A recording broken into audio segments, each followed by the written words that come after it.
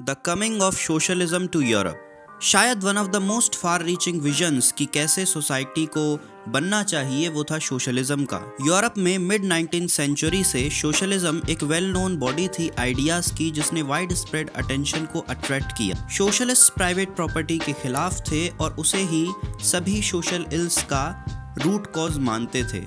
ऐसा क्यों? क्योंकि इंडिविजुअल्स जो प्रॉपर्टी ओन किया करते थे वो एम्प्लॉयमेंट दिया करते थे, लेकिन जो प्रॉपर्टी ओनिंग मैन थे वो केवल अपने पर्सनल गेन के लिए कंसर्न्ड थे, ना कि उन लोगों के वेलफेयर के बारे में सोचते थे जिन्होंने उस प्रॉपर्टी को प्रोडक्टिव बनाया है।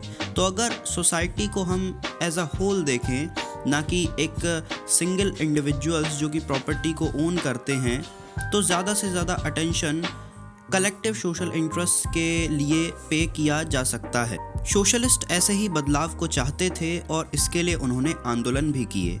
अब एक सोसाइटी प्रॉपर्टी के बिना ऑपरेट कैसे करेगी और ऐसी सोशलिस्ट सोसाइटी का आधार क्या होगा?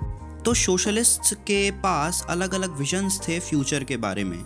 कुछ कोऑपरेटिव्स के आइडिया में मानते थे, जैसे कि रॉबर्ट ओवेन जो कि एक लीडिंग इंग्लिश मैन्युफैक्चरर हुआ करते थे, वो एक कोऑपरेटिव कम्युनिटी जिसका नाम था न्यू हार्मनी इन इंडियाना को बनाना चाहते थे। और दूसरे सोशलिस्ट सोचते थे कि कोऑपरेटिव्स को एक वाइड स्केल पर बिल्ट नहीं किया जा सकता केवल इंडिविजुअल इनिशिएटिव के थ्रू, बल्कि उन्होंने मांग की कि सरकारों को कोऑपरेटिव्स को एनकरेज करना चाहिए।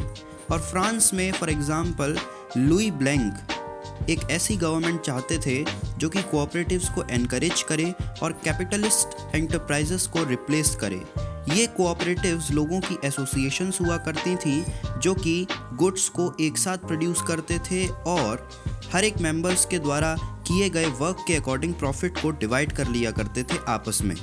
कार्ल मार्क्स और फ्रेडरिक एंजल्स, इन्होंने इसी बॉडी ऑफ आर्गुमेंट्स में दूसरे आइडियाज़ को भी ऐड किया।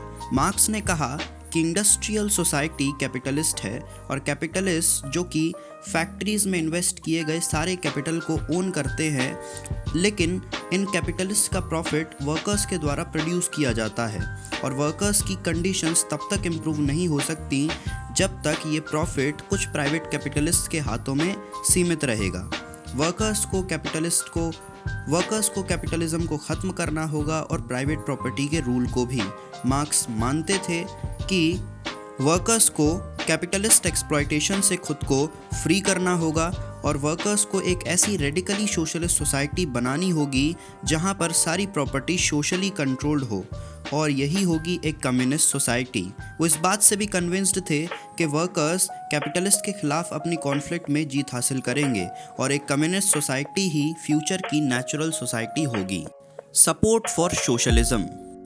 1870s से सोशलिस्ट आइडियाज़ यूरोप में फैलने लगे और अपने एफर्ट्स के साथ कोऑर्डिनेट करने के लिए सोशलिस्ट ने एक इंटरनेशनल बॉडी भी बनाई जिसका नाम उन्होंने रखा सेकेंड इंटरनेशनल।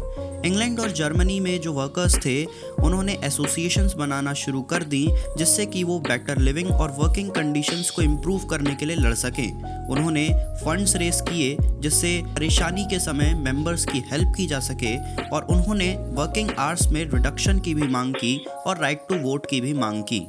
जर्मनी में ये एसोसिएशंस क्लोजली SPD यानी सोशल डेमोक्रेटिक पार्टी के साथ वर्क कर रही थी और इन्होंने उसे पार्लियामेंट्री सीट्स जिताने में भी हेल्प किया। 1905 में सोशलिस्ट और ट्रेड यूनियनिस्ट ने एक लेबर पार्टी बनाई ब्रिटेन में और फ्रांस में एक सोशलिस्ट पार्टी। हालांकि 1914 तक सोशलिस्ट कभी भी यूरोप में अपनी सरकार बनाने में सफल ना हो सके, भले ही उन्हें पार्लियामेंट्री पॉलिटिक्स में स्ट्रॉन्ग फिगर्स के द्वारा रिप्रेजेंट किया गया हो और भले ही उनके आइडियाज़ लेजिस्लेशन बनाने में सफल हो गए हों, लेकिन सरकारें तब भी कंजर्वेटिव्स और लिबरल्स और रेडिकल्स के हाथ में ही रहीं।